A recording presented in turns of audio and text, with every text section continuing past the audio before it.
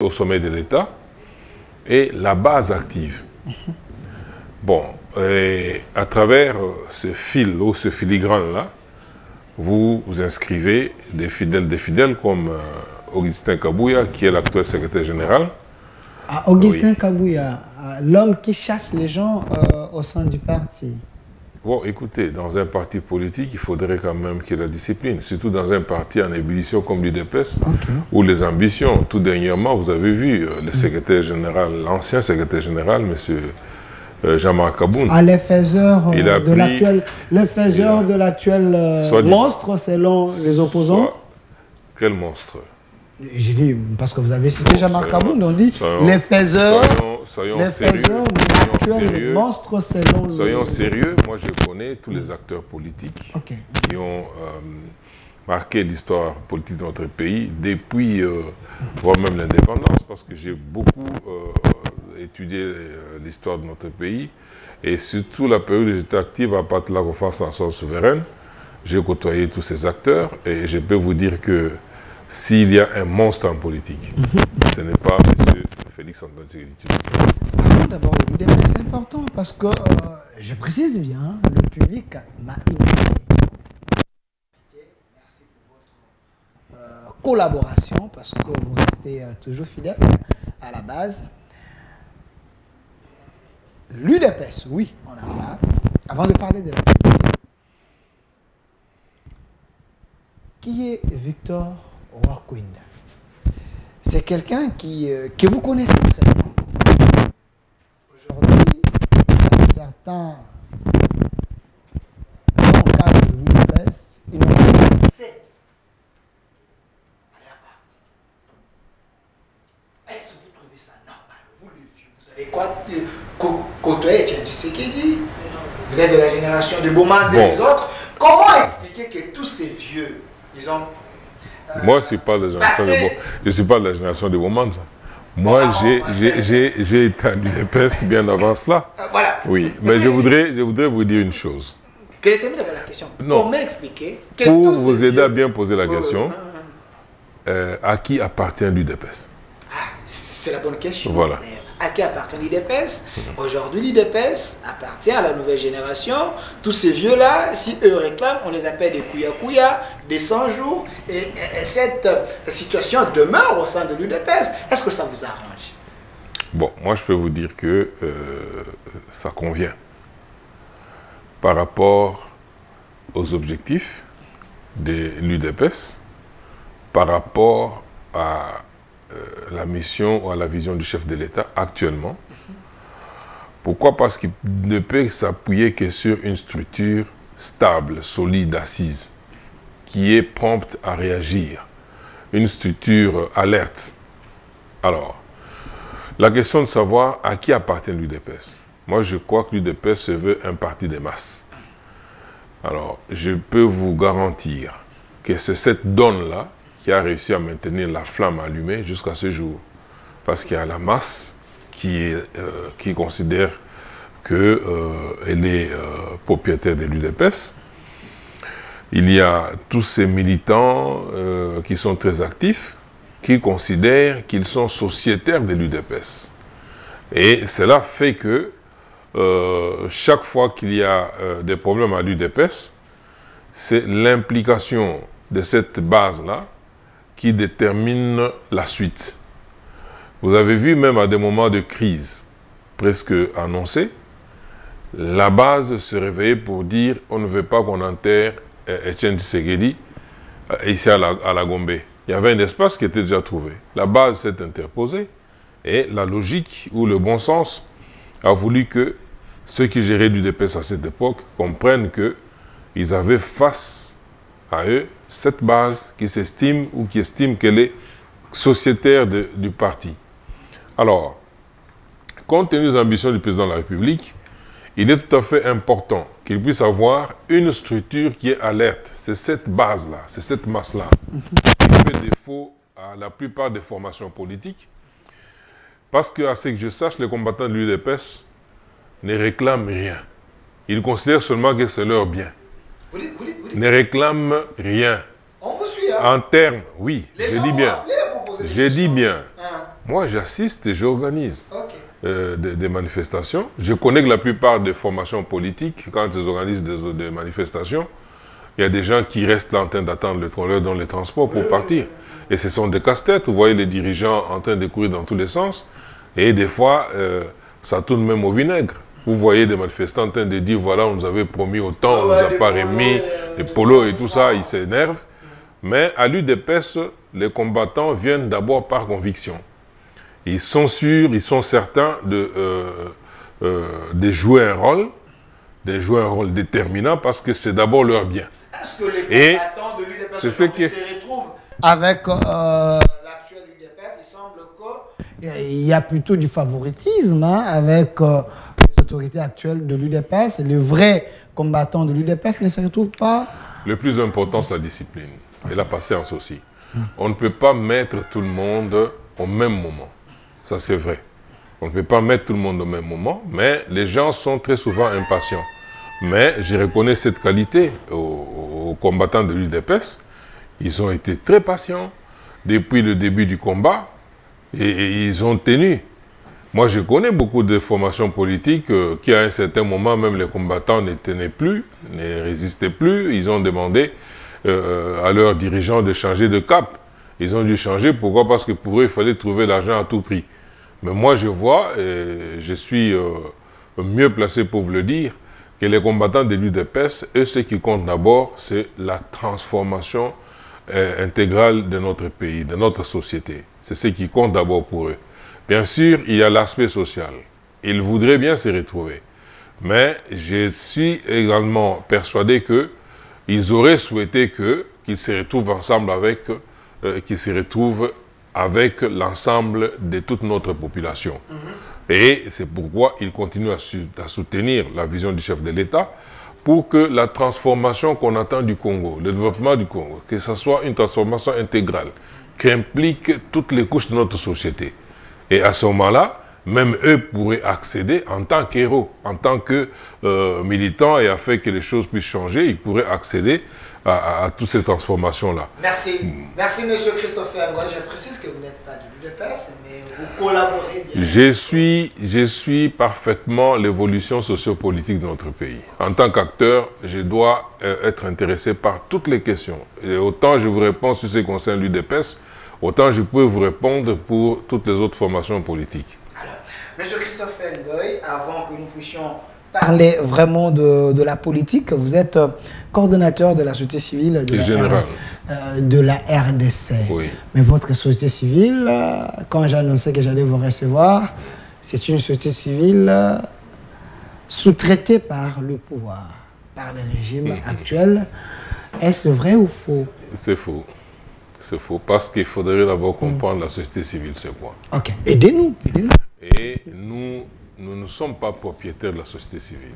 La société civile, c'est l'âme même du peuple.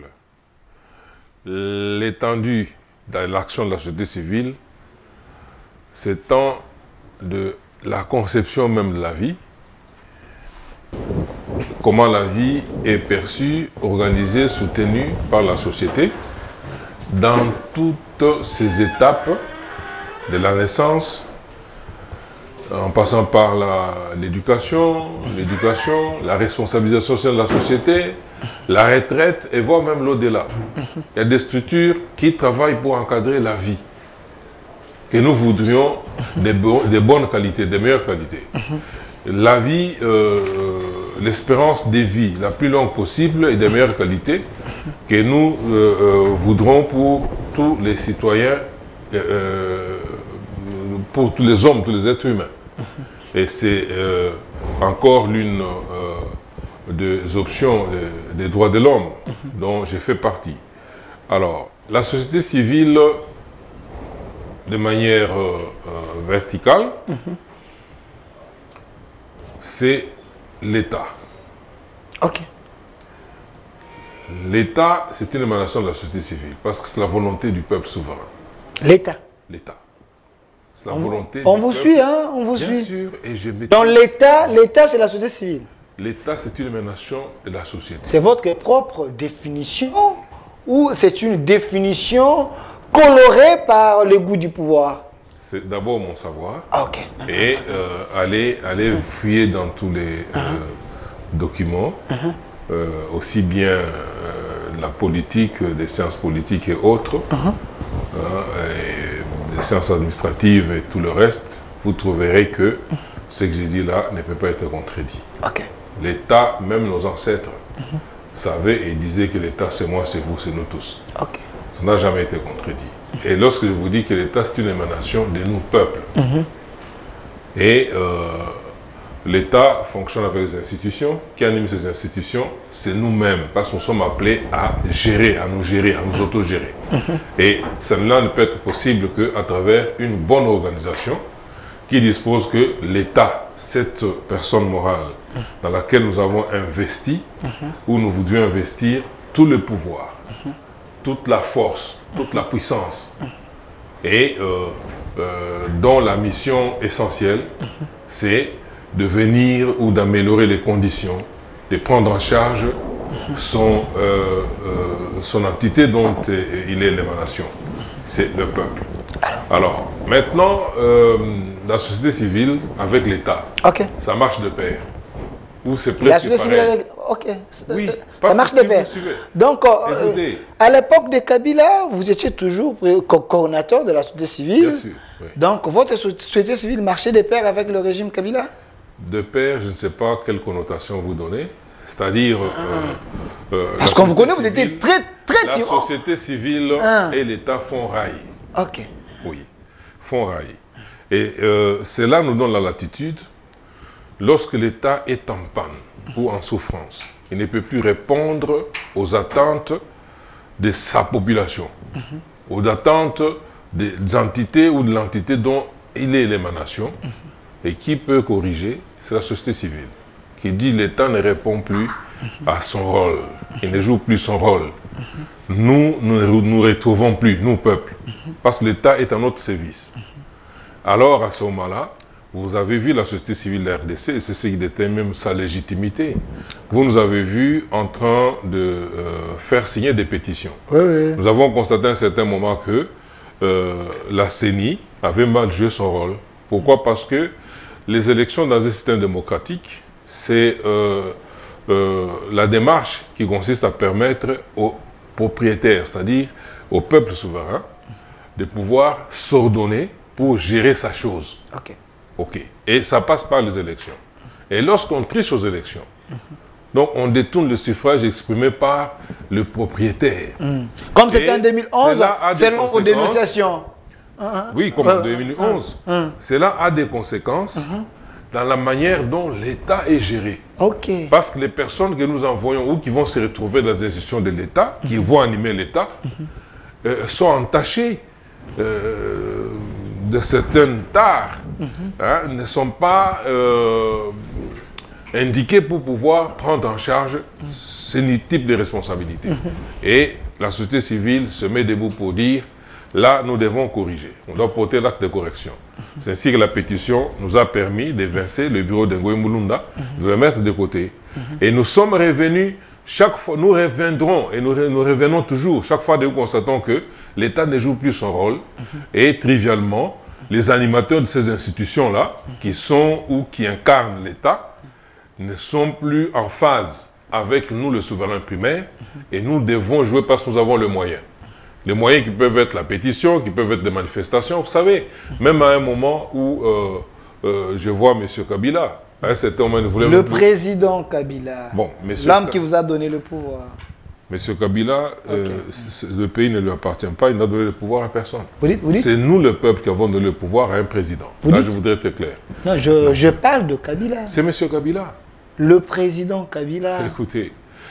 L'homme qui a fait que l'UDPS aujourd'hui puisse devenir les clans de nouveaux jouisseurs selon les opposants. M. Kabila est venu au Congo, il a trouvé l'UDPS. Vous dites? M. Kabila est arrivé au Congo, il a trouvé l'UDPS.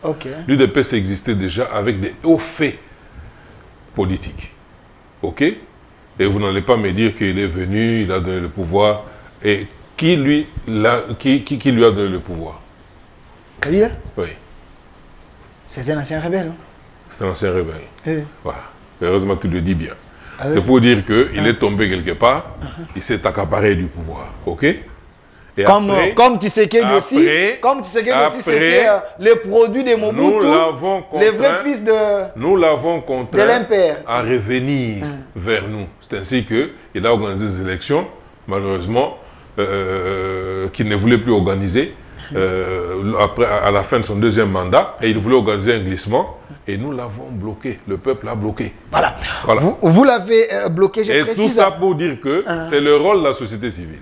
Okay. C'est le rôle du peuple souverain. Oui, oui. Et maintenant, lorsque vous nous dites que la société civile est conditionnée par l'UDPS, moi je ne pense pas. Votre société civile, je parle de votre société civile, sous-traitée par le régime Tshisekedi. Et la preuve année, on vous a même récompensé comme PCA de CVM. Congolaise de voie maritime, ça c'est selon les opposants. J'ai reçu autant d'appels. Écoutez, les opposants, parlez-moi d'opposants, ça me fait rire. Lorsque vous me parlez d'opposants, on reviendra. Okay. Alors, moi je crois que parler en ces termes-là, c'est ignorer ce que j'ai mené comme action dans ce pays. Oui, à l'époque de Kabila. Voilà même pourquoi écoutez. Donnez-moi la photo de Tshisekedi, je sais pourquoi, s'il vous plaît. La photo de l'actuel président, parce que on connaît M. Christopher Ngoy comme quelqu'un qui était au four et au moulin. Il a fait la prison sous le régime Kabila parce qu'à l'époque, l'homme... J'ai risqué la vie, faut pas dire. L'homme à l'époque n'avait pas encore des taches d'huile. Aujourd'hui, l'homme, sa robe est vraiment très sale, selon les opposants, parce que sous le régime Tshisekedi, vous ne posez plus les actes. Très bien. Malgré les dérives. Il y a vous, il y a Azado, il y a Kapiamba. À l'époque, vous étiez très célèbre. Oui. On vous suivait matin, midi, soir. Mais pourquoi sous le régime Tshisekedi, selon les opposants, j'étais avec Ferdinand Kambere et les autres ici, c'est un nouveau Mobutu qui a récupéré les habits de Mobutu et de Poutine, un vrai dictateur. Mais pourquoi vous ne parlez pas? Voilà, je vais vous répondre. Okay. Et je serai simple. De un, M. Kabila, c'est un sanguinaire. Vous dites? M. Kabila était un sanguinaire. Non, c'est un pacificateur. Un rebelle. Allons-y. Vous m'avez posé la question. Okay, oui. Laissez-moi vous répondre. Parce que vous parlez de Kabila. Laissez-moi vous répondre. Je vous laisse le temps. Je suis mieux placé pour vous dire que M. Kabila, pacificateur, ça me fait rire. Ok. Ça me fait rire. Parce que j'ai été dans l'opposition depuis le maréchal Mobutu. J'ai assisté à la fin de son régime. J'ai vu arriver Mosé Kabila. J'ai travaillé avec lui et finalement, je me suis opposé à lui. Et lui également m'a arrêté. Ok. Et il y a eu M. Kabila qui est arrivé. Son fils. Bon, je ne peux pas entrer dans ce débat-là. Vous dites? Je ne voudrais pas entrer dans ce débat-là. Moi, je suis un scientifique. Pour attester, on fait les tests ADN. Oui, j'ai dit Joseph Kabila. Zoé Kabila et Jeannette Kabila, les trois fils de Laurent Désiré Kabila, notre héros. Vous doutez que ces trois, ce n'est pas ses enfants? J'aimerais que vous me montriez les résultats ADN. Okay. Parce qu'il y a beaucoup d'encre qui a coulé là-dessus. C'est pour vous dire que n'entrons pas dans ce débat-là. Il est très dangereux. Oui. Okay. Bon. Et par après, M. Kabila est arrivé au pouvoir. Nous l'avons combattu. Pourquoi? Parce que c'était un sanguinaire. Sanguinaire? Sanguinaire. Vous pouvez le prouver? Où est Floribert Chebeya? Vous pouvez le prouver? Où est Fidel Bazana? Où est Armand Tungoulou? Où est Cherbo Kende? Il y a des choses, il y a des fausses communes. Où est Cherbo Kende? Et vous n'avez plus jamais parlé de ça. Où est Cherbo Kende? Où est Cherbo Kende? Moi, je pose aussi cette question. Oui. Voilà, c'est pour vous dire que Cherbo Kende, si vous voulez qu'on ouvre une petite parenthèse, Cherbo Kende a été tué, je peux le dire, en attendant les résultats des enquêtes Bazana et par aussi, ses propres amis, parce qu'il n'était plus en odeur de sainteté avec eux. C'est clair. Alors, revenons. Et j'ai même vous êtes en train de philosopher ou c'est une réalité? Non, je vous ai Cherbo Kende a été tué par ses propres amis. Je vous ai bien dit On est à la télé. Hein? Okende, aujourd'hui, son chauffeur, son garde du corps, ils sont en état d'arrestation. Ok? Ils en savent quelque chose. Et le même chauffeur, le même garde de corps, il a été. On connaît son passé. Et laissons la justice poursuivre son travail. Mais je peux vous dire que on ne veut pas comparer, parce qu'on a voulu comparer l'exécution sommaire de Chérubin Okende, crapulé d'ailleurs, à l'exécution sommaire et crapuleuse aussi de mon ami Floribert Chebeya. Non. Ici, c'est quelqu'un qui est invité au grand jour. Et qui l'a éliminé, John Numbi, avec M. Kabila. Aujourd'hui, Paul Mouilambo est en train de parler. Paul Mouilambo est témoin. Les fugitifs, là? Oui, il est à Kinshasa, il est témoin. Il est en train de parler. Et très prochainement, on doit organiser le véritable procès sur Chebeya. Ça, je vous dis. Paul Mouilambo, alors, maintenant, donc la personne que l'IDPS a obligé qu'il cite les noms de John Numbi et Kabila, selon les gens de Kabila, ils ont dit, bon, ce type-là est sous-traité déjà par les régimes. Mais Paul Mouilambo a commencé à parler son témoignage n'est plus crédible. Avant même que l'IDPS n'accède au pouvoir. Moi, je suis défenseur des droits humains. Je vous dis que Paul Mouilambo a apporté son témoignage pendant qu'il était encore en exil. Avant même que M. Tshisekedi arrive au pouvoir, il était encore en exil, il a commencé à apporter son témoignage depuis lors. Donc vous voulez dire que Joseph Kabila et John Numbi, ils ont tué... Ils ont tué Chebeya. Et même à cette période-là, moi j'ai échappé belle. Je l'ai échappé belle. C'est pas quelque chose... Le problème, c'est quoi? Chebeya, c'était quelqu'un de si conciliant, je peux dire qu'il était un saint. Pourquoi? Parce que chaque fois que je parlais de ça, 48 heures avant son exécution, nous étions dans une réunion, je passe sous le contrôle de M. Dieudonné Kabasonga, de M. Robert Ilunga, de M. Doli Ibefo. Je parle sous le contrôle de M. Ami Gogondé. Nous étions en réunion 48 heures avant l'exécution de Chebeya. Nous avions parlé de quoi? De quoi? La menace qui pesait sur nous. Moi, j'avais chez moi à ce moment-là des gens qui venaient jouer au Scrabble devant le portail de la maison. Et 7 h du matin, ils étaient là. Ils quittaient même après 21 h. D'autres venaient en voiture. Et on se demandait, mais d'où venaient ces gens et pourquoi ils venaient se positionner à cet endroit. Donc vous étiez tous sur la liste? Pris en charge. Et ce sont des rapports que j'ai faits dans notre dernière réunion. Et nous sommes allés jusqu'à nous poser la question. Parce que déjà, moi, je pressentais. Devrions-nous continuer ou arrêter? Parce qu'à cette époque, c'était quoi? M. Kabila voulait se servir de l'organisation des festivités du cinquantenaire comme tremplin pour se lancer déjà dans l'élection qui allait intervenir l'année suivante, en 2011. Là, nous sommes en 2010. Et la classe politique était tétanisée, complètement inopérante. Et nous avons trouvé que c'était d'abord une astuce pour se projeter déjà dans la campagne, bien avant l'heure. Et nous nous sommes posé la question de savoir qu'est-ce que nous, Congolais, devions fêter après 50 ans d'indépendance. Est-ce que nous devions vraiment fêter ou bien méditer? Et le bilan ne reposait pas sur les épaules de M. Kabila seul. On voyait M. Mobutu et tous ceux qui ont précédé. Mais malheureusement, et ils ont pris ça très mal.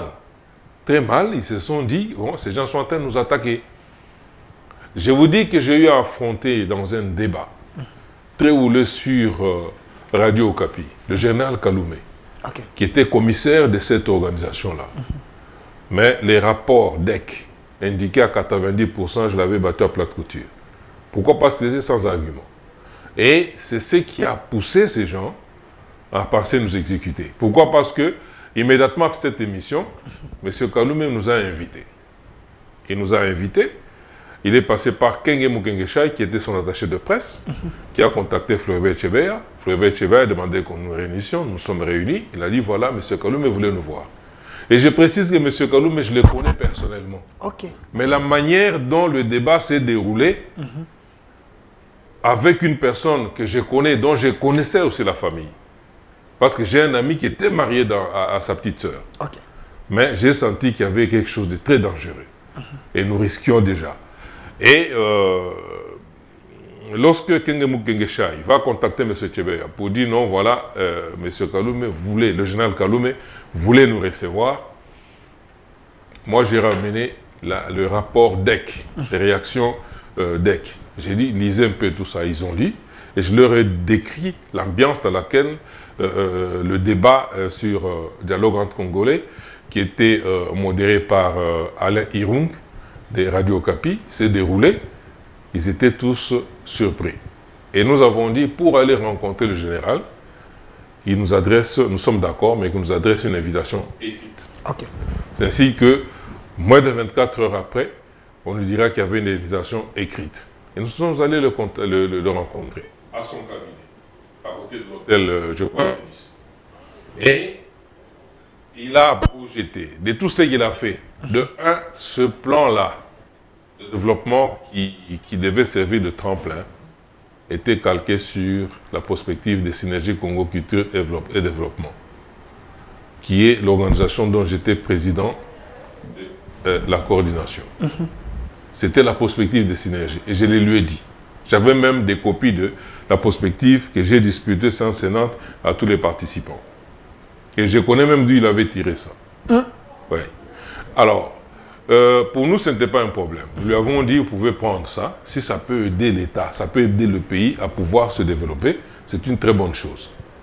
Mais la manière dont vous vous y prenez, il y a un aspect qui est une manipulation pour pouvoir vous projeter déjà dans la campagne électorale, parce qu'il voulait faire la ronde avec des carnavals motorisés sur tout le territoire national, et le budget lui-même était faramineux. Donc c'était le plan de Kabila. Nous n'allions pas, il a sollicité que nous puissions intégrer sa structure.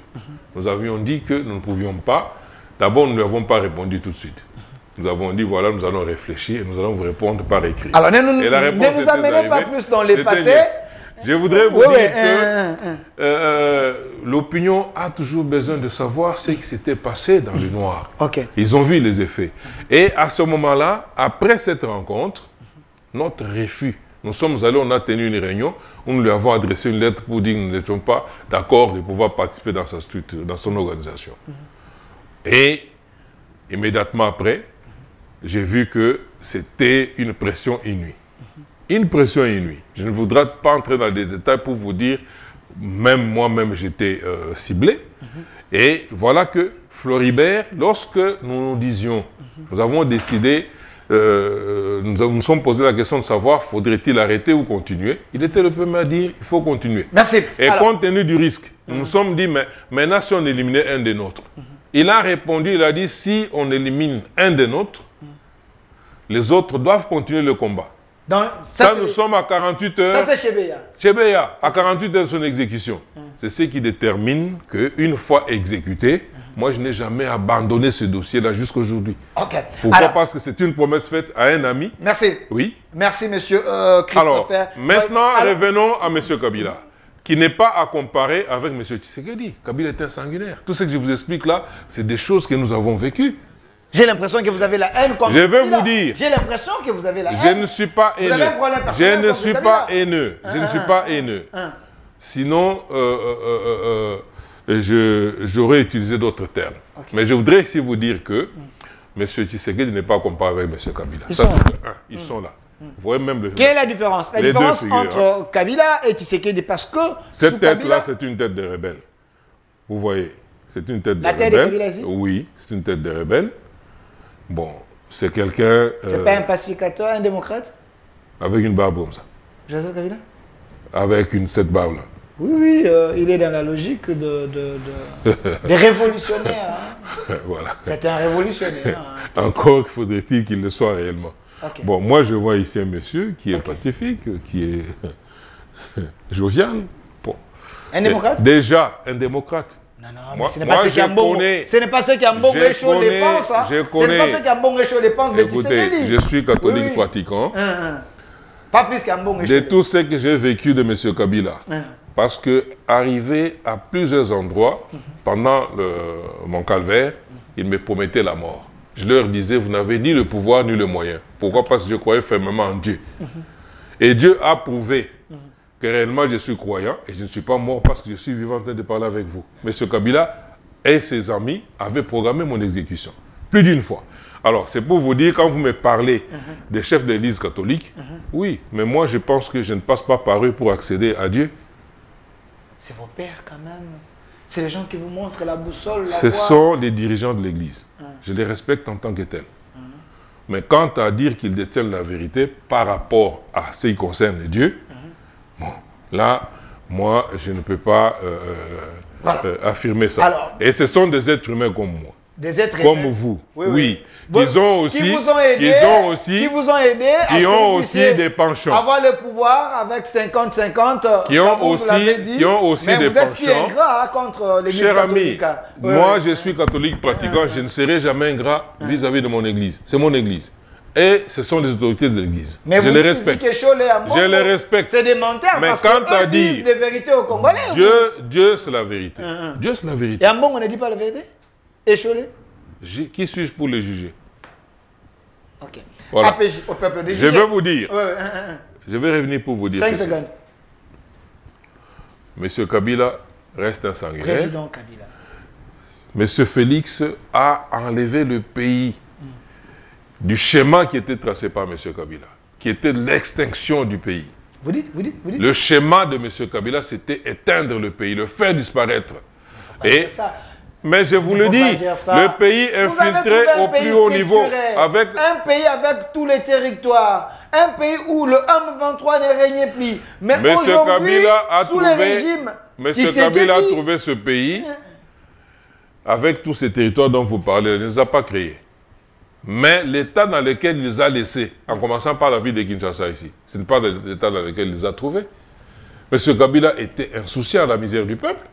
Monsieur Kabila, qu'est-ce qui lui avait empêché d'exécuter, d'appliquer la gratuité de l'enseignement, par exemple, c'est qui son article, qui est presque c'est sa constitution, monsieur qu'une Christophe disposition Ngoy. constitutionnelle. Monsieur Christophe Ngoy, Oui. la constitution dont vous parlez, l'article 43 de la constitution, c'est l'œuvre de Kabila. Cette constitution en 2006, votre mentor, Etienne Tshisekedi, ne voulait pas que les gens aillent voter. Mais aujourd'hui, vous êtes les bénéficiaires de cette constitution Non, grâce à écoutez, cet homme. Mais pourquoi vous avez...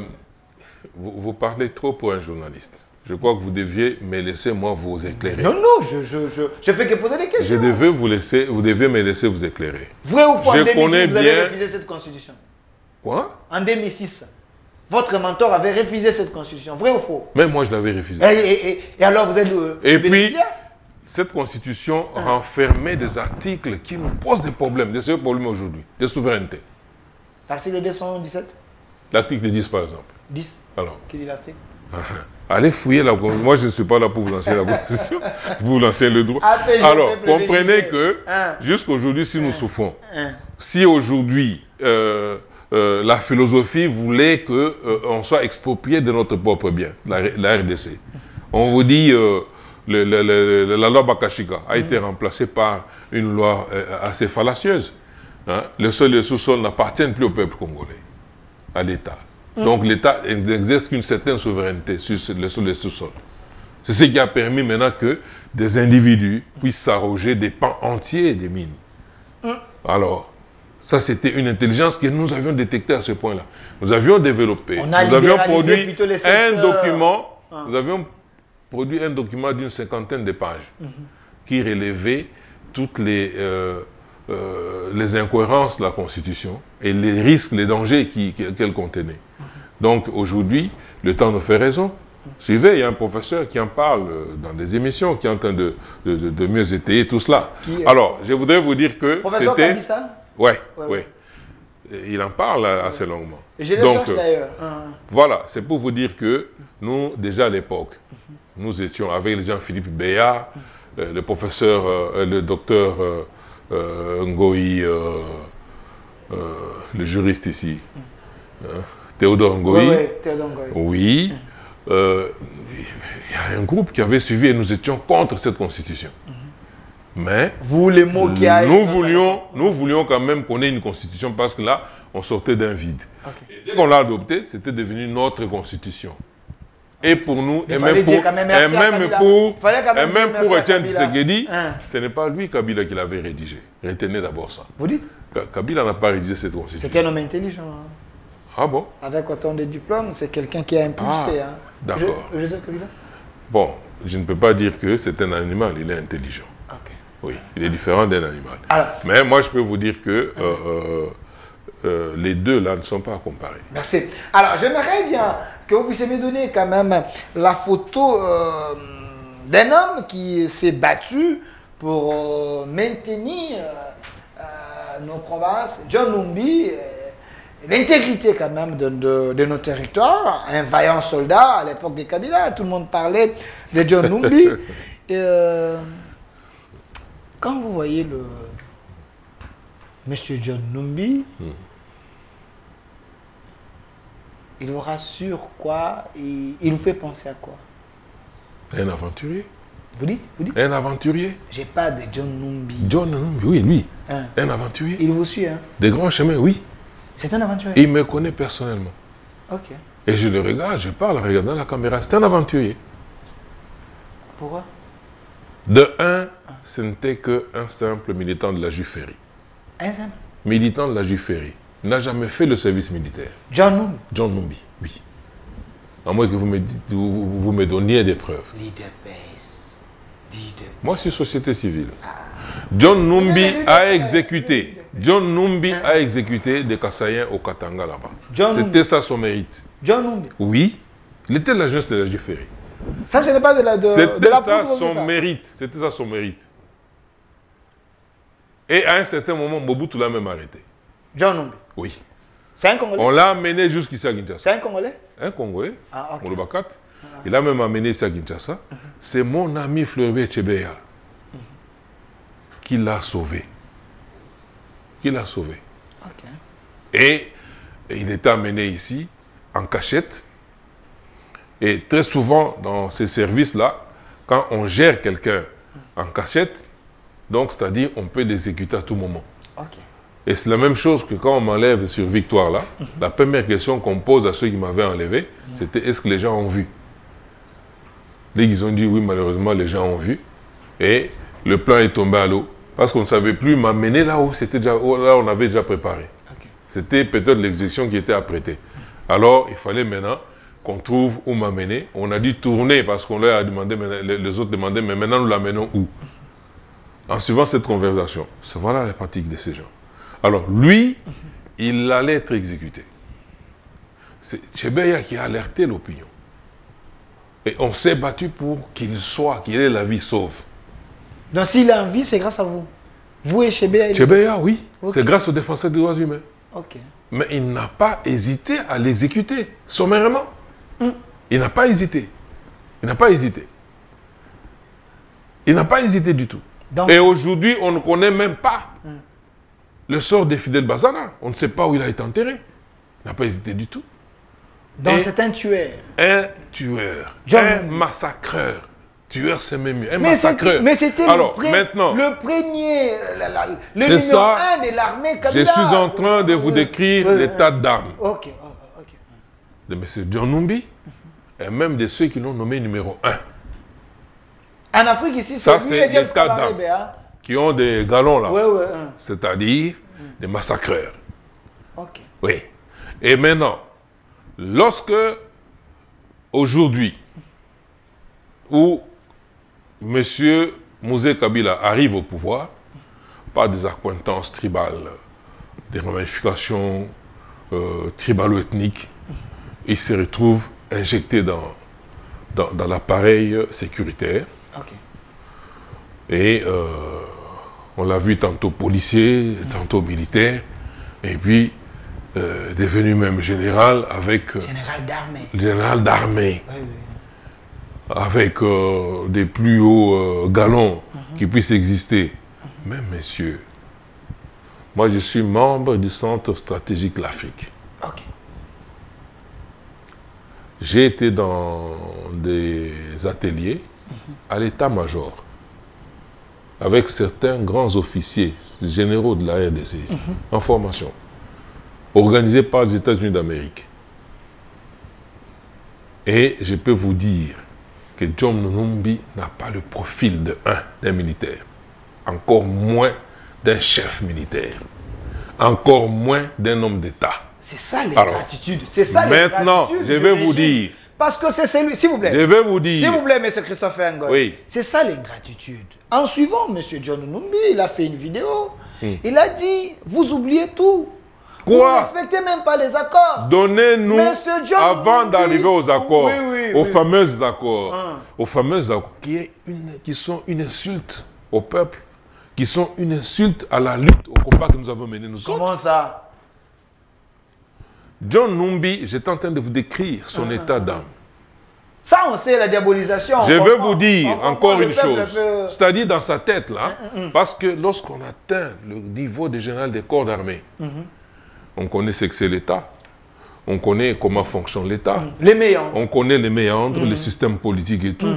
Il devrait comprendre que dans un système démocratique, le pouvoir repose sur le peuple. C'est le peuple, ce n'est pas pour rien. Ce n'est pas pour rien qu'on organise des élections. On s'en remet à la volonté du souverain primaire. Mais il y a aussi à l'issue des élections, vous trouvez quelqu'un qui s'est dit intègre, intelligent. Il vous dit que ces élections-là, pour lui, ça n'existe même pas. Non, il a expliqué. Donc, c'était... c'est eux les détenteurs du pouvoir. Bon. Le pouvoir, là, ils le détiennent de son ancêtre, de leurs ancêtres, qui leur ont légué le pays. Monsieur Christopher. Et maintenant, ils pouvaient choisir qui ils voudraient pour lui remettre. Alors, moi, je me demande la source du pouvoir dont ils se targuent, qu'ils l'ont aidé, ils l'ont cédé à quelqu'un, et ils vont les récupérer. Cette source-là, c'est laquelle? Lui, c'est le faiseur du monstre. Il a dit. Arrêtons des bêtises. Vous plaît, arrêtons des bêtises. Quel faiseur? Monsieur Christopher Ngoy. Écoutez, moi, si vous m'avez invité, écoutez, monsieur le journaliste, si vous m'avez invité à ce plateau, ce n'est pas pour des inepties de cette nature. Non, nous on est journalistes. Vous suivez. Vous êtes journaliste, mais ne m'appelez pas ici pour discuter de John Numbi. S'il vous plaît, je suis journaliste. L'homme a fait une vidéo. L'homme était général d'armée de la République démocratique du Congo. Moi, je n'aimerais pas discuter d'un fugitif. D'abord, c'est quelqu'un qui a disparu, qui sort d'un buisson, une caméra dans un coin, il parle, il lance ça, et nous, on en fait maintenant un sujet de débat. Il a dit que Tshisekedi, c'est un dictateur, vous ne respectez même pas les règles de la démocratie. Lui n'a pas le profil, il n'a pas le profil de quelqu'un qui peut mettre un jugement des valeurs sur qui que ce soit. Et encore moins sur le président Tshisekedi. Un assassin qui vous dit que tel est un dictateur. Et moi, je vais me mettre à discuter sur ça. Monsieur Christopher Ngo, parlons de cet accord. Parlons de cet accord. J'ai reçu... Il n'y a jamais eu d'accord, monsieur. S'il vous plaît, sortez-moi l'accord, alors on discute. S'il vous plaît. Sortez-moi l'accord, on discute. On va parler l'accord, mais on n'a jamais vu l'accord. Sortez-moi l'accord. S'il vous plaît, j'ai reçu le professeur Évariste Bochab, qui était le directeur de cabinet. Lui, il m'a arrêté. De l'ancien... Il m'a arrêté. De l'ancien... Un professeur... il m'a arrêté. Bon, je le respecte. C'est un civil, comment il peut vous arrêter? Oui, il m'a arrêté. Il était ministre de l'Intérieur. Je lui ai posé la question concernant l'accord. Évariste Bochab dit cet accord n'a jamais existé. Il n'a jamais existé. Cet accord n'a jamais existé. Oui.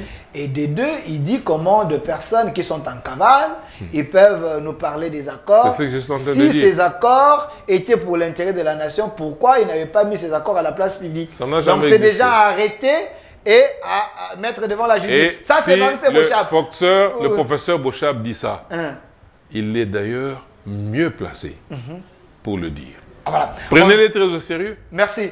Ça, c'est le professeur Bochab. Oui. Mais vous êtes de la société civile et aussi très proche de l'UDPS. Pourquoi vous revenez toujours très proche de l'UDPS? Oui, l'UDPS déguisé. Donc, vous estimez que... Oui. Vous estimez que, tel que vous êtes là, vous n'avez pas d'amis, vous n'avez pas de partenaires. Selon le public, si vous étiez sérieux, vous allez quitter l'UDPS actuel parce que l'UDPS actuel fait vraiment la honte du régime. Écoutez, là vous êtes en train de vous amuser. Non, j'ai dit si vous étiez sérieux. L'UDPS a sauvé ce pays, les gens ne savent pas qu'avec ces gens, le pays était foutu. Ils ne savent pas. Qu'avez-vous fait? Ils ne savent pas. Qu'avez-vous fait? D'abord, en prenant le pouvoir, en gagnant les élections pour prendre le pouvoir. Par les accords? Aucun accord. Nanga. Ah, mais écoutez, vous parlez vous qu'il était rédacteur d'un accord. Un chapelet d'aventuriers que vous êtes en train de débiter ici. Nanga, vous parlez il était rédacteur d'un accord. Quand même, c'est Nanga, il était le président de la CENI. Arrêtez. Il faut le prendre au sérieux. Celui-là, ne me parlez même pas de celui-là. La photo de Nanga, ne me parlez. Elle vient faire quoi, la photo de Nanga ici? La photo de Nanga. Donnez-moi la photo. Ne me parlez même pas de celui-là. Nanga, moi je parle devant la caméra. Il est là, voilà. Je ne l'ai jamais. Vous voyez, un farceur. Vous savez que je ne retire pas. Retirez. Il y a quand même les étudiants qui sont en train de nous suivre. C'est un modèle pour plusieurs. Corneille Nanga, c'est pas un farceur. Pour votre convenance, je retire. Pour votre convenance. Mais Nanga, lui-même là, il sait ce que je pense de lui. Dit, un soir, une nuit, je dors. 2 heures du matin. Mon téléphone sonne. C'est Guillaume Corneille. Moi, je suis quel Corneille? J'ai un fils qui s'appelle Corneille. Mais ce n'est pas la bonne réponse. Quel Corneille? Corneille Nanga. Moi, je dis, ah bon? Monsieur, qu'est-ce que vous voulez? Il dit, non, mais je vous propose de prendre la tête du Sensa. Là se trouve le président Olengankoy. Oui. Et comme ça, nous allons organiser des élections ensemble. Moi, je vous dis, mais vous n'êtes pas vous le président de la CENI? Il dit oui. Qu'est-ce que vous avez à voir à distribuer des postes? Attendez, répétez un peu. Et là, Corneille Nanga, s'il vous plaît. Je sens... Corneille Nanga, vous avez proposé les postes... Je le dis devant caméra, lui, il est là. Je vais envoyer ça à Corneille Nanga. Vous dites-lui, qu'il me contredise. Ok. Parce que moi, j'ai toujours des... le journal d'appel. Hein. Il est là. Ok. Bon, Corneille Nanga, il me dit un jour ceci. Je l'ai attaqué quand nous sommes à la Cinco, au dialogue de la Cinco, sur les élections, l'organisation des élections. Quel système utiliser, quelle forme de scrutin, et ainsi de suite. Je l'avais vraiment acculé. Corneille Nanga, pour vous dire que ce groupe-là, le pays était foutu. Donc c'était un conglomérat d'aventuriers. Un conglomérat d'aventuriers, plus qu'aventuriers même. Je vous dis que Emmanuel Chadari, que j'aime bien, mais il me voit, il me dit non, je vois vous acharner beaucoup sur Nanga. Moi, je vous comprends. C'est parce qu'à 2 reprises, c'est-à-dire en 2006 et en 2011, vous étiez gagnant, vous étiez élu. Vous dites? Vous étiez élu député, nous vous avons enlevé. Qui vous a dit ça? Chadari? Chadari. Son numéro est là. Attendez. Oui. Chadari, posez-lui la question. Il me l'avait dit. Emmanuel Chadari. Emmanuel Chadari? Oui. Il est vivant? Je dis bien devant la caméra. Je vous suis. Moi, je ne trompe pas. Et je tromperai pourquoi? Je ne trompe pas. Chadari vous a dit, vous avez gagné à 2 reprises et nous avions écarté. Lui, il était qui? Il était de la CENI? Il était du côté de choses. PPRD? De la majorité présidentielle. Et puis, Nanga, de son côté, oui, il me dira, non, cette fois-ci, si vous êtes souple, on peut revoir les choses et puis ça marchera. C'est tout de suite j'ai compris que je ne pouvais pas composer avec eux, c'est-à-dire collaborer pour être nommé.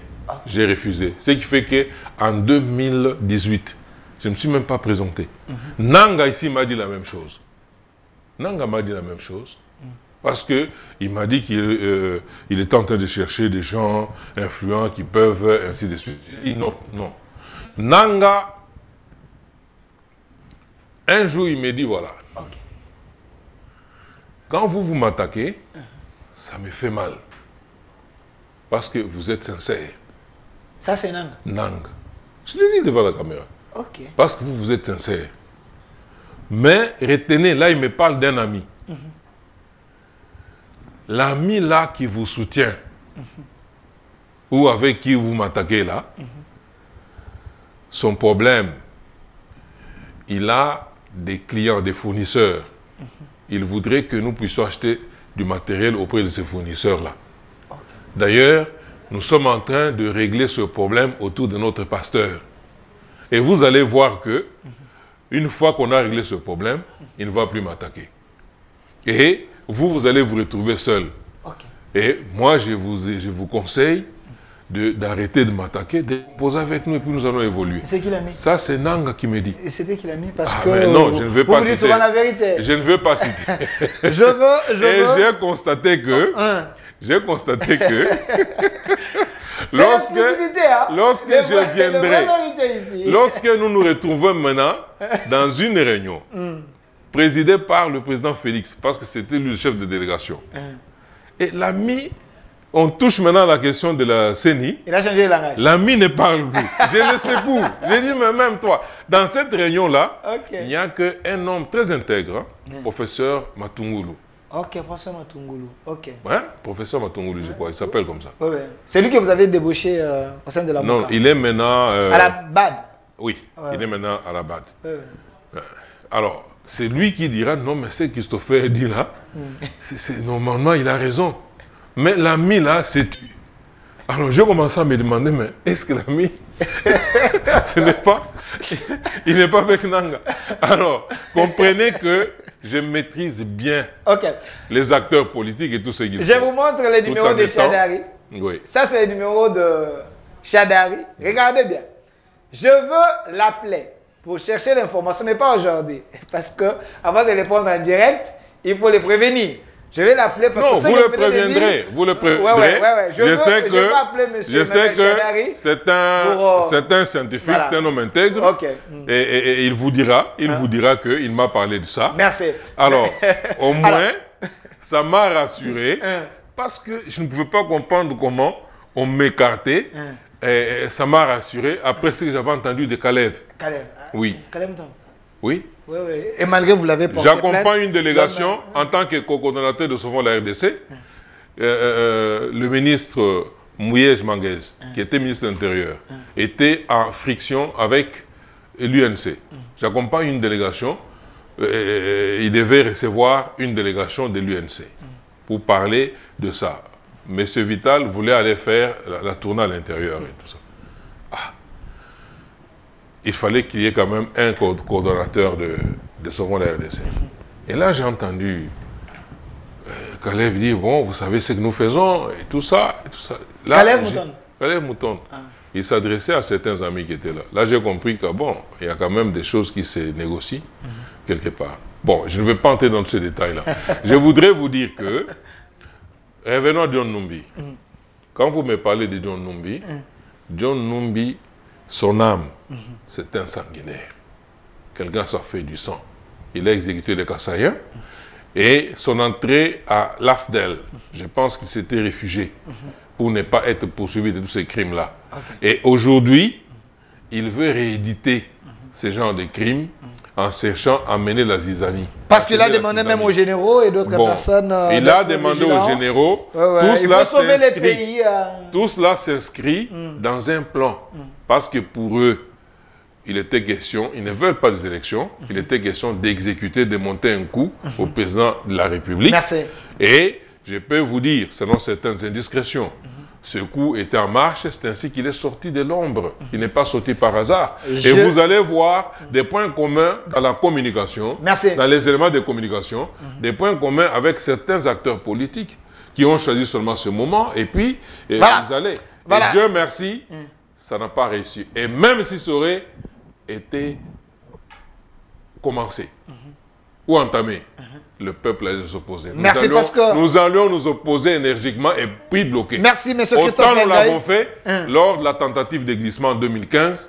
Aujourd'hui, nous sommes prêts à le faire. S'il arrive un problème, peuple congolais, prenez tout ce que vous pouvez, tout ce qui a apporté. On met échec, on fait échec à toute tentative de récupération de pouvoir par d'autres moyens. Là, vous faites allusion à l'article 64 de la Constitution? Oui. Ok. Alors, selon ce que on m'a rapporté aussi, il semble qu'Al-Bumbashi, le chef de l'État, a échappé à un drame, il semble. C'est tout cela. C'est-à-dire il y a une cohérence avec les John Numbi qui... Parce que leur stratégie, c'est quoi? Moi, je peux vous dire que peut-être ils pensent qu'on ne connaît pas ça. On connaît bien. Vous êtes suffisamment informé. Kabila, qu'est-ce qu'il leur a dit? Nous venons de perdre les élections. Adoptons un profil bas. vous tous, mes lieutenants et tout ça, soyez calmes, soyez disciplinés, conformez-vous, faites semblant de composer avec le pouvoir ici. Ok. Et vous attendrez mon mot d'ordre. Ça, c'est Kabila. Après 5 ans. Ça, c'est Kabila. Kabila. L'homme qui marche avec la Constitution. Vous attendrez mon mot d'ordre après 5 ans. Et c'est pourquoi tous ces gens ici, ils ont leurs amis qui aujourd'hui font semblant de montrer qu'ils sont fidèles. Ok. Merci.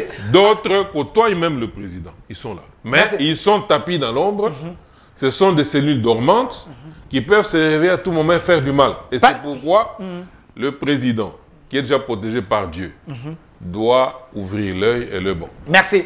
Parce que M. Christopher Ngoy vient de relever quelque chose ici, qui est également les gens qui entourent le chef de l'État, qui sont des vrais imposteurs. Moi, je précise bien et je place un mot, j'aimerais bien le dire en lingala. Si je peux avoir la photo du chef de l'État ici, quand même, ça serait mieux. Vous savez que dans Mboka Oyo, toza na posa, Congo et le Mignololo, toza bon somi. Avec le chef de l'État, ça n'engage que moi, c'est mes propos. Il a la volonté de mieux faire. Mais, même dans l'union sacrée, selon les informations que j'ai, il y a même certains regroupements où ils allaient financés par les opposants. Certains regroupements financés par les opposants. Et ces regroupements-là, les yeux doux au chef de l'État, c'est comme si Bazanaï. Mais en réalité, une fois élus, ils vont tourner l'air kazakh pour déranger le pouvoir du chef. Tout ça, je suis journaliste, dans le couloir, il y a les informations qui tombent sur notre table. Alors, nous voulons bien que le Congo, et la Congo et Congolais, pas le Congo des étrangers, moi encore le Congo des traîtres.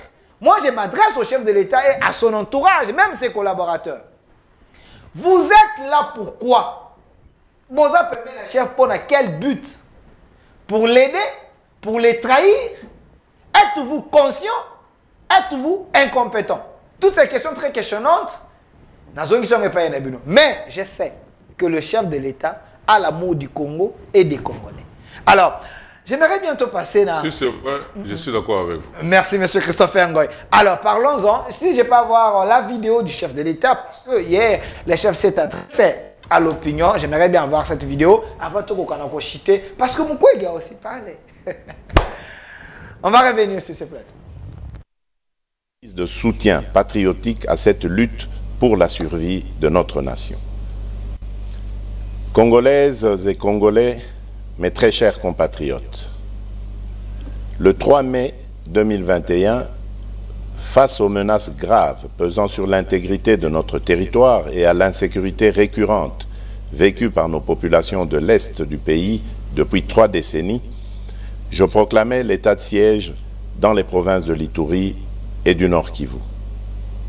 En effet, conformément à mes prérogatives consacrées par les articles 69, 85, 144 et 145 de la Constitution, je recourais à ce dispositif exceptionnel de gouvernance afin de répondre de la manière la plus appropriée et la plus adaptée à cette situation, en ce particulièrement dans la nature des actions à entreprendre dans ces zones opérationnelles où les ennemis de la paix devaient de toute urgence être affrontés et l'autorité de l'État restaurée. À situation exceptionnelle, mesure exceptionnelle. Il demeurait limpide que la mise en œuvre de ce dispositif s'accompagnerait d'un régime restrictif des libertés publiques, non sans incidence sur le mode de vie habituel de nos populations, immédiatement sensibilisées à consentir à d'importants sacrifices en guise de soutien patriotique à cette lutte pour la survie de notre nation. C'est pourquoi, 2 années et 4 mois après l'entrée en vigueur de ce régime d'exception, aux conséquences tout aussi exceptionnelles sur le quotidien des populations sur terrain, et à la suite de plusieurs rencontres avec des sénateurs, les députés nationaux et les députés issus des 2 provinces, ainsi que des rapports de mission d'évaluation effectués par le Premier ministre, j'apercevais clairement le besoin d'une réflexion approfondie impliquant tous les acteurs concernés sur la question en vue d'obtenir les recommandations les mieux indiquées au sujet de la situation juridico-politique rencontrée dans ces deux provinces. Cette réflexion devait toutefois avoir lieu tout en veillant à préserver les avancées significatives socio-économiques, politiques et sécuritaires acquises par la gouvernance militaire de l'état de siège. Face à la prolongation de cette situation exceptionnelle et soucieux de prendre en compte les aspirations profondes du plus grand nombre de forces vives de la partie est de notre pays, j'ai donc instruit le Premier ministre d'organiser et de convoquer une table ronde politique sur l'évaluation de l'état de siège dans les provinces de l'Ituri et du Nord Kivu, organisée du 14 au 16 août 2023 à Kinshasa. Cette table ronde que j'ai voulu inclusive a connu, en plus de la participation des élus nationaux et provinciaux issus des provinces concernées, des délégués des institutions nationales, la participation active des forces vives d'autres provinces de la République, ce qui témoigne de l'élan de la solidarité affichée par les Congolaises et Congolais de tous bords derrière cette cause nationale. Mes très chers compatriotes, mus d'un sens élevé de patriotisme et de responsabilité, les différents participants ont travaillé d'arrache-pied durant les 3 journées allouées à cette table ronde pour proposer une option concertée en vue de pacifier définitivement les provinces de l'Ituri et du Nord Kivu, et ce, au regard de l'évolution du contexte sécuritaire, politique, économique et social. C'est ici le lieu de saluer l'engagement et le dévouement de tous les participants qui ont abattu un travail de qualité pour la cause nationale afin que les conclusions permettent aux institutions de donner une orientation nouvelle à cette mesure exceptionnelle. Mes très chers compatriotes, en ma qualité de garant du fonctionnement régulier des institutions de la République et de la continuité de l'État, j'ai examiné en toute responsabilité l'ensemble des recommandations formulées dans les 3 commissions de la table ronde. Après avoir échangé avec les responsables des institutions de l'État et entendu le Conseil supérieur de la Défense, j'ai pris la ferme résolution de...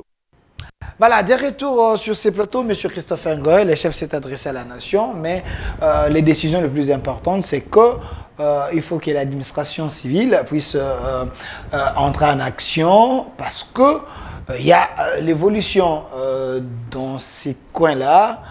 Pensez-vous que ce coin ou ces 2 provinces peuvent également prendre part aux élections? Je voudrais dire ceci, dans notre dernier point de presse, nous avions indiqué clairement qu'il était question de requalifier l'état de siège. Nous avions demandé au président de la République et au gouvernement de requalifier l'état de siège. Il y a certaines dispositions qui n'ont pas très bien fonctionné et vu le contexte, il fallait envisager d'entrer ou d'amplifier l'option militaire. Nous avions même proposé que pour une armée si infiltrée, il était difficile d'engager une guerre ouverte avec les assaillants, étant donné que dans notre appareil militaire, il y a des poches où les informations sont piquées et envoyées à l'ennemi qui nous tend des embuscades à tout bout de champ et qui empêchent à notre armée d'être efficace sur le terrain. C'est ainsi que nous sommes allés loin à demander au président de nommer même un vice-ministre à la Défense en charge de la guerre. Parce qu'il faudrait faire la guerre. Ok. Dieu merci, nous avons été compris. Parce que en gérant toute la quintessence de la question, et je crois que l'option de la guerre a été engagée avec la méthodologie appropriée, compte tenu des réalités de terrain et même au sein de nos forces armées. C'est ainsi que les Ouazalais aujourd'hui volent des victoires. Et l'ennemi est complètement laminé. Ça, c'est de 1. nous avions même dit dans ces points de presse que l'idéal était que ces populations-là, qui font partie intégrante de notre société ou de l'ensemble du pays, puissent également participer aux élections. Nous l'avions dit. Et aujourd'hui, les choses nous donnent raison. L'option de la guerre s'est amplifiée et on est en train d'avancer à grands pas. Également, les Wazalendo qui sont à l'avant-plan maintenant là, qui la sont photo des Wazalendo, des patriotes congolais, pour lesquels nous nous étions battus depuis, je peux dire, 16-17 ans. Pour que c'était déjà en 2012 où nous demandions au gouvernement et à la communauté internationale de faire la part entre les groupes armés qui se battent pour l'intégrité réelle du territoire congolais et les groupes armés qui sont supplétifs des assaillants. Il ne fallait pas les mettre tous dans un même sac. Alors, le fait qu'on les mettait tous dans un même sac, on avait même l'impression que ceux qui se battent pour l'intégrité réelle de notre pays étaient plus frappés par rapport aux supplétifs des assaillants. Ok. Ça, c'était une incohérence intolérable et qui a fait durer la guerre jusqu'aujourd'hui. Ok. Le jour où l'option de l'implication en tant que réserviste de tous ces compatriotes congolais-là, qui ne sont que des vivants sur ces espaces-là, qui ont vu leur territoire occupé, qui se sont vus désarmés astucieusement. J'ai dit astucieusement parce que M. Kabila Ngboy Mulunda avait organisé une campagne de récupération des armes. Moyennant 100 $. Et ils ont fait semblant de faire débattre cette campagne à Kinshasa, mais l'objectif c'était d'aller à l'intérieur. Une fois à l'intérieur, ils ont équipé toutes les armes que la population avait à la faveur d'un dispositif de musée qui avait consisté à mettre en place les groupes d'autodéfense populaire en les armant. Et ça fait peur à tous ceux qui voulaient attaquer les villages et tout ça. Ils ne pouvaient pas pénétrer parce que la population était armée. Et c'est avec la campagne d'Aparek organisée, orchestrée par M. Kabila Ngboy Mulunda, qu'ils ont pu récupérer tout ce qu'il y avait comme armes, moyennement 100 $. Et une fois cela fait, la nature même des viols, des exécutions ou de l'occupation, des razzias a changé. Donc c'est des gens qui viennent, qui savent que dans ce village, il n'y a personne qui est armé, qui peut nous inquiéter. Ils s'installent, ils violent qui ils veulent. Matin, midi et soir, tout le temps. Donc c'était une stratégie pour... C'était une stratégie. Ils ont floué la population pour bien les tuer. Ils ont fait ça. Nous étions, et nous l'avons toujours dit, aussi bien au gouvernement congolais, tout le temps de la gouvernance de M. Kabila, nous n'avions cessé de le répéter. Et quand le président de la République est entré en fonction, le 28 février 2019, nous avons organisé un atelier au Centre Carter. C'était pour entrevoir comment on pouvait réconcilier les Congolais, surtout à l'Est là-bas.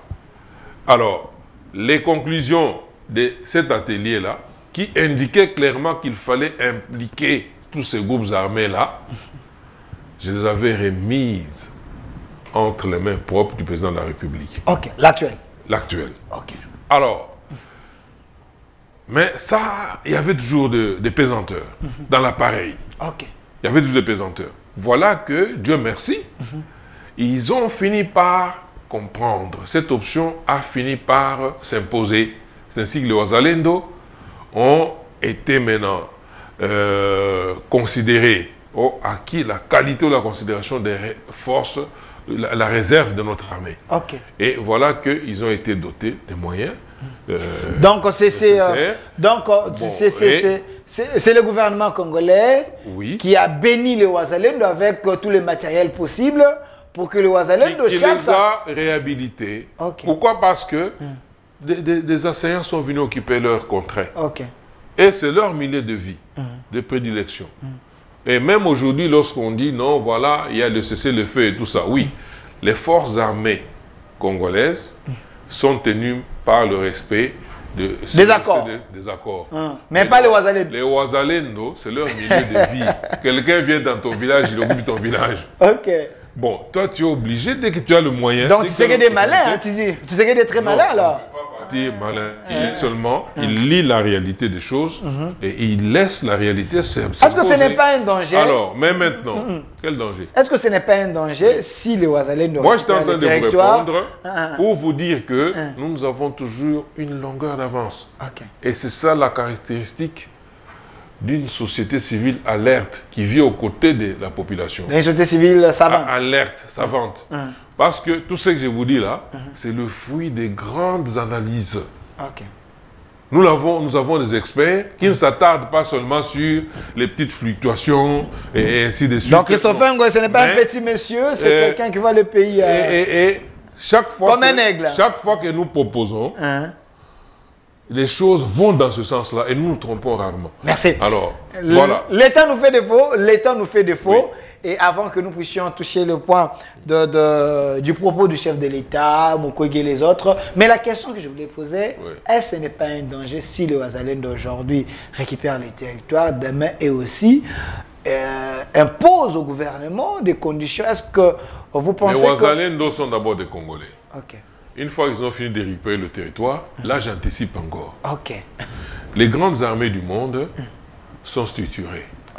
Dans la structuration, vous trouverez les unités de proximité, qui vivent aux côtés de la population. Comme ils ont déjà touché aux armes, d'aucuns seront des engagés, ils peuvent devenir des civils, d'autres peuvent rester soit dans l'armée, soit dans la police. Mais ils assurent la sécurité permanente de toutes ces contrées-là, parce que c'est leur milieu de vie. Merci. Et l'armée, maintenant, les FARDC, là, c'est une armée, restera une armée d'intervention. Quand il y a une situation difficile, ils interviennent et puis ils se retirent. Ils laissent les autochtones gérer leurs contrées. Merci. Merci, M. Christopher Ngoy, avec 40 000... Et là, je voudrais vous dire que c'est prévu dans la prospective de synergie Congo Culture et Développement. Merci. Alors, j'aimerais bien prendre la photo de M. Mukwege parce qu'il s'agit de lui.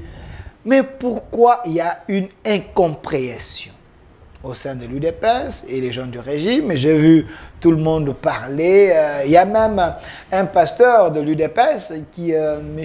Paul, qui a également attaqué sévèrement Mukwege. Il y a Mme Kabasele, pasteur, elle a aussi attaqué sévèrement Mukwege. Est-ce qu'il y a un problème des Français? Il y a un problème de compréhension ou de l'intelligence? Est-ce que, quand Mukwege parlait du genre, c'est les genres dont vous, l'UDPS et les gens du régime, vous avez compris, ou c'est les genres normaux? Pourquoi il y a cette confusion? Actuellement, il est de notoriété. Le monde entier sait que le genre, lorsque M. Macron parle du genre actuellement, il ne parle pas du genre classique dont nous avons... Mukwege, s'il vous plaît.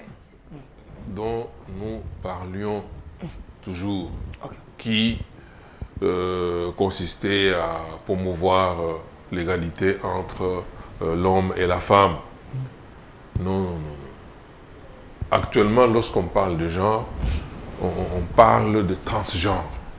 Et on coupe tout court le genre. Vous voyez? Il y a les genres et transgenres.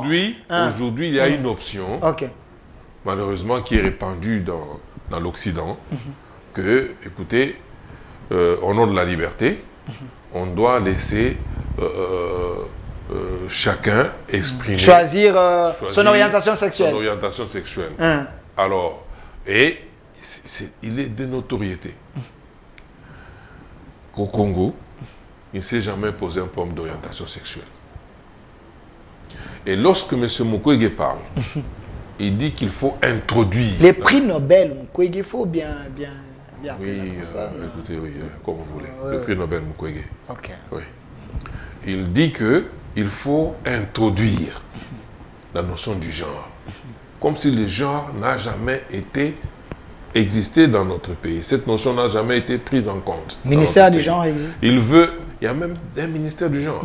Alors, lorsqu'il dit qu'il faut introduire le genre, et c'est là où les esprits avinés comprennent tout de suite qu'il s'agit du genre dans la même vision. Parce que les gens existaient déjà. Dans la même vision. Okay. Les gens existaient. Existaient déjà. C'est quel genre que vous allez introduire? Introduire. Ah, ok. C'est le transgenre. C'est ça votre conclusion, l'UDPS? Moi, je parle en tant que spécifique. Ok. Proche de l'UDPS. Oui, oui. C'était civil proche de l'UDPS. Vous dites proche de l'UDPS. Proche de l'UDPS. Vous défendez mieux l'UDPS que ceux qui sont au sein de l'UDPS. Non, attendez, il faut qu'on ouvre une parenthèse là-dessus. Oui, oui. Nous sommes dans la ville de Kinshasa. Élection de 2006. J'appelle Bemba candidat. Dans les attestations, au moment de l'approche de la prononciation, la production des résultats, ou bien après avoir produit les résultats, Kabila, comme c'est sa nature, il assiège la résidence de Jean-Pierre Bemba. Pendant qu'il recevait des ambassadeurs. Tous s'éterrent dans la cave.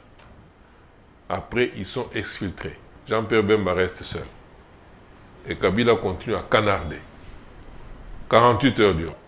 Il continue à tirer dessus. Nous, à ce moment-là, société civile, agissant au nom de Synergie Congo Culture et Développement, nous disons, on voit très bien maintenant les intentions de M. Kabila. C'est de conduire à asphyxier Jean-Pierre Bemba. Une fois qu'il sera en rupture des munitions, il va le tuer. C'est ça son option. Ok. Et on voit d'abord la manière dont l'outrepidance d'attaquer la résidence Jean-Pierre Bemba pendant au moment où il est réservé des ambassadeurs et non des moindres. Ok. Et nous disons, il faut que le peuple souverain se mette debout. Je suis passé sur une chaîne. J'ai pris le risque de négocier. Mon équipe a négocié avec un journaliste qui était sur Africa TV. Faire beau tour là. Ok. Et Africa TV, la chaîne d'Azarias Rouberois. voilà.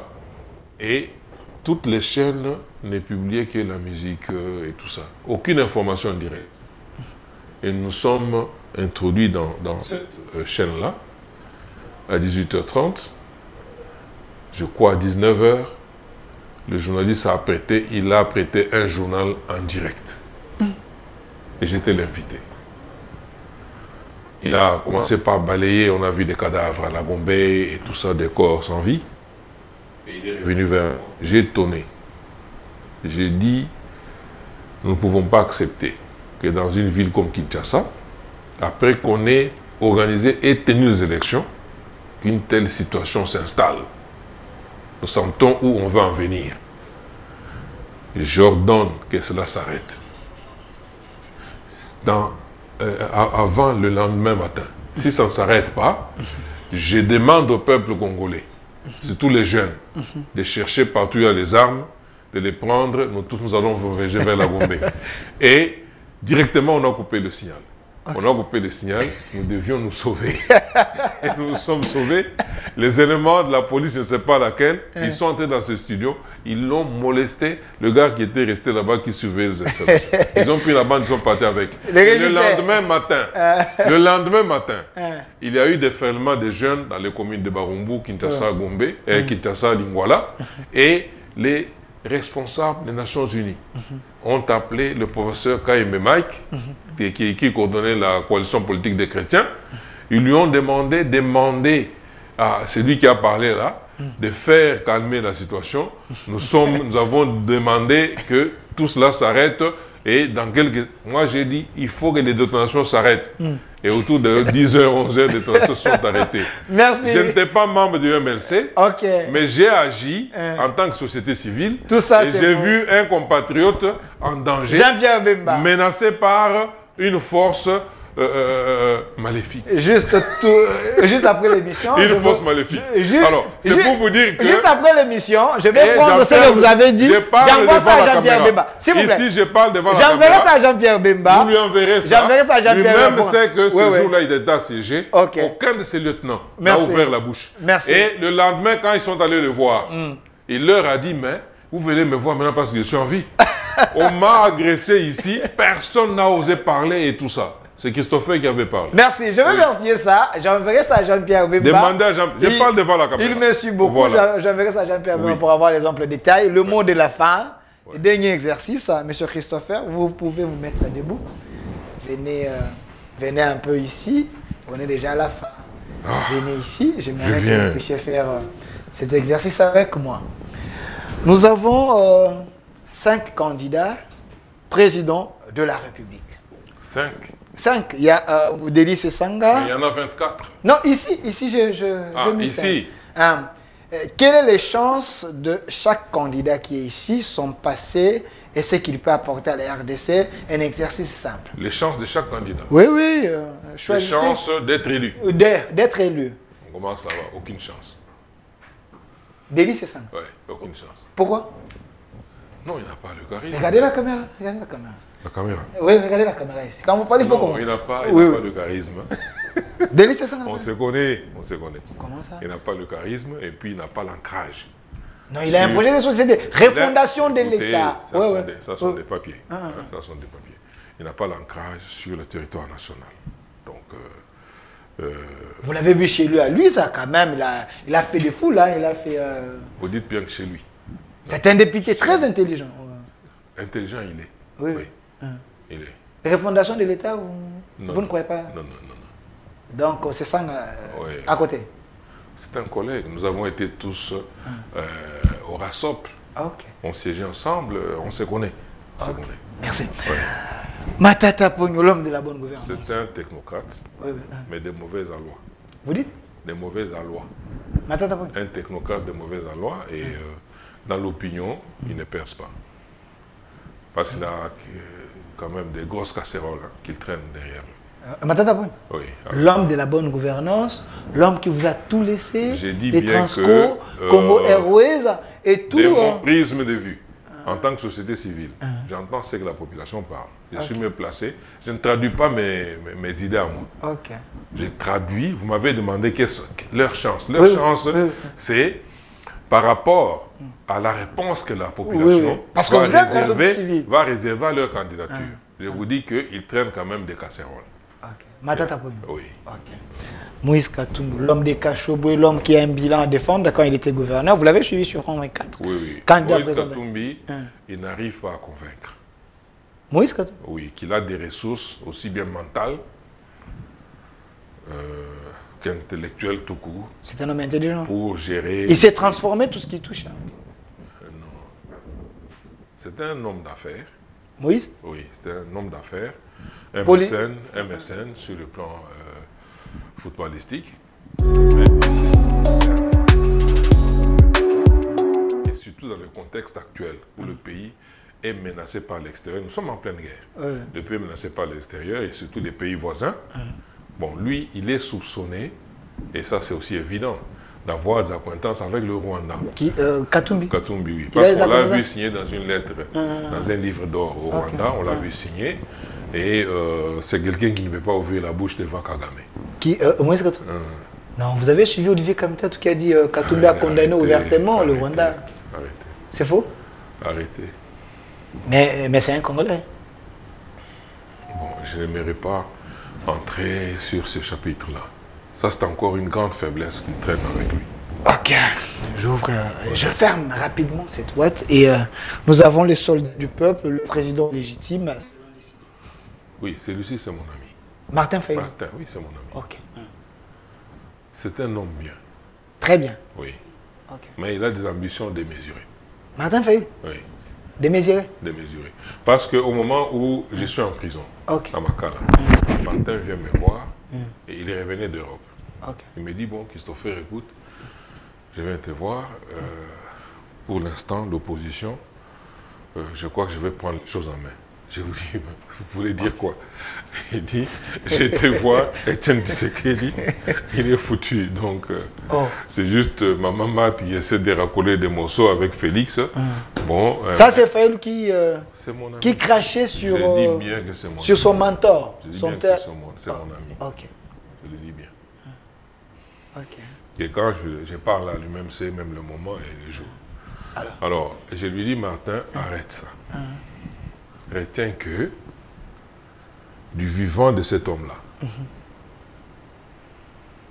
tu ne peux pas, personne ne peut le remplacer dans l'opposition telle que nous sommes. Donc lui voulait remplacer Etienne Tshisekedi. Déjà, pendant que Tshisekedi était vivant à Bruxelles, malade. Okay. Je dis, personne, tel que nous sommes là, personne ne peut le remplacer en ce moment.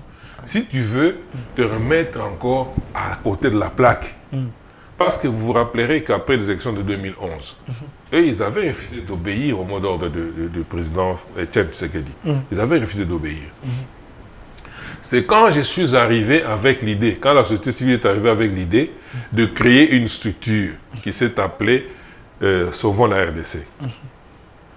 Et je suis allé voir le président Tshisekedi pour lui dire, voilà ce que nous sommes en train de planifier pour créer tout ça. Oui, je lui ai expliqué les tenants et les aboutissants, l'idée elle-même et tout ça, la structuration. Et il m'a dit, dites-moi maintenant avec qui vous comptez composer. Je lui ai donné les noms. Il est resté silencieux. Il m'a dit, mais il y a des gens qui ont désobéi au mot d'ordre. Okay. Je l'ai convaincu que laissez ces gens-là composer avec nous. Il m'a dit, vous allez faire ça, mais je ne suis pas sûr qu'ils pourront aller jusque là où vous voulez arriver. Ça, c'est Etienne Tshisekedi. Etienne Tshisekedi qui me l'a dit. Ok. Et je crois que je suis quand même de ceux qui ont fait que, pendant cette période-là, il y avait un froid. Eux ne fréquentaient pas le président Tshisekedi. Ok. Et nous avons lancé la chose. Et je me rappelle que même l'UDPS à l'époque s'était méfié. Ils avaient dit non, commencez, bon, nous pourrions venir après. Ok. Et nous avons lancé souvent la RDC. On a accompli quand même de hauts faits. Et vous voyez, c'est quand même quelqu'un de trop ambitieux. Moi, je lui ai dit, Martin, ne commets pas cette erreur. Pourquoi? Parce que tu vas te mettre à côté de la plaque. Et je me rappelle, mais pour aller à Genval, ils ont tenu des réunions. En fin de compte, il m'a appelé la nuit pour me dire, voilà, nous sommes en train de tenir des réunions pour savoir, faudrait-il aller à Genval ou ne pas aller. Je lui ai donné des conseils. Ok. Et j'étais content parce qu'il m'a dit, s'il en est ainsi, je prends mon avion, je pars. Il est parti à Genval. Merci. Et quand il y a eu le retour de Tshisekedi, parce que je lui avais déjà dit, le jour qu'il va revenir ici, tu verras ce qui va se passer. Et le tour qu'il est revenu, lui-même a vu. Il m'a appelé, il m'a dit, en tout cas, tu avais raison. Le jour que, 2 jours après, il y a eu un meeting. Moi, j'étais en prison. J'étais en prison et à l'hôpital. Il y a eu un meeting sur la place du Triomphal. Martin est allé là-bas avec des autres et tout ça. Moi, je suivais à la télévision. Après ce meeting-là, il est venu directement me voir à l'hôpital. Nous avons échangé. Il m'a dit, mon cher ami, le vieux, s'il n'a pas de fétiche, en tout cas, il est extraordinaire. Parce que je n'ai jamais vu un tel monde. Je lui ai demandé maintenant, toi qui prétendais... Le détrôner. Tu serais où en ce moment? C'est-à-dire, tu allais être dans un coin, en train de suivre tout ce que tu vois là. Alors, on a rigolé. C'est mon ami. Merci encore pas pour Martin Mukwege. Martin, sa place est à côté de son frère Félix. Ils peuvent bien composer. Bien que je sais qu'on est en train de... Donc, vous cherchez un dialogue avec lui? Je ne cherche pas un dialogue. Vous voulez le débaucher? Je connais l'environnement politique. Ok. Hein? Je sais que Martin, ce n'est pas quelqu'un de foncièrement mauvais. Ok. C'est quelqu'un de foncièrement mauvais. Ce n'est pas un ennemi. Non. Ok. Non. Alors, Denis Mukwege, notre prix Nobel. Lui aussi candidat président de la République. C'est votre mot de la fin aussi. Hein? Oui, écoutez. Non, je reviendrai un peu sur l'ensemble aussi. Mon frère, Denis Mukwege. C'est un bon médecin. Bon médecin. Un bon médecin. Ok. Il fait très bien son travail. Ok. Mais il est victime, il est prisonnier. Vous dites? Il est prisonnier de la communauté internationale. Pourquoi il est prisonnier? Oui. Ok. Parce qu'ils l'ont pris, ils l'ont affublé, prix Nobel, de ceci et tout ça. Parce que dans l'optique de la communauté internationale, les Congolais, c'est des gens qui se laissent impressionner facilement. Okay. Et donc, lorsque nous allons créer quelqu'un qui aura l'aura, aussi bien qui transperce... Donc c'est une créature de la communauté internationale. Donc le président Félix avait raison de dire qu'il y a des candidats de l'étranger. Lui, c'est des candidats de l'étranger. Moi, je parle, c'est que je vous dis dans la société civile. Ok. Je suis de la société civile. Ok. J'ai vu même lorsqu'on parle du prix Nobel, j'aurais voulu qu'on lui donne un prix Nobel dans le domaine scientifique, la santé. Ok. La santé. Oui, oui. Mais on lui a collé un prix Nobel de la De la paix. paix, oui, oui. Alors que là où il excelle, c'est dans les traitements des mamans qui sont malades et tout ça. Mais il a eu un prix Nobel de la paix. Moi, je m'étais aussi posé la question. A-t-il occasionné des médiations qui ont entraîné au retour de la paix? Ou comment, quel était ce grand mérite-là pour qu'on lui accorde ce prix Nobel de la paix? Bon, je n'ai pas eu vraiment beaucoup de réponses, mais scientifiquement, je sais ce qu'il est. Il est aujourd'hui utilisé. Et vous voyez, même lorsqu'il évoque l'approche du genre, là, ça, c'est dans le canevas de la communauté. Donc, il n'agit pas à procuration. Il agit pas à procuration. C'est le canevas de l'Occident. C'est le canevas de l'Occident. Merci. Mais retenez que l'Occident, qui conditionne tous ses frères ici, il voudrait que tous, à un certain moment, puissent se désister pour dire en faveur de Mukwege, ils vont mettre sur. C'est là. Mais Martin, je ne le vois pas. Je ne le vois pas tellement. Tel que je le connais pas, c'est un ami. Merci. Je ne le vois pas mordre à ces jeux-là. Bon. Alors, j'aimerais que vous puissiez vous adresser maintenant à la population comme mot de la fin. Mais en lingala, tu vas retenir un passage. Oui, oui, Bandeko, Congolais, Panamboka. Ngai Wabino, Christopher Ngoy Moutamba, coordonnateur général de la société civile à RDC.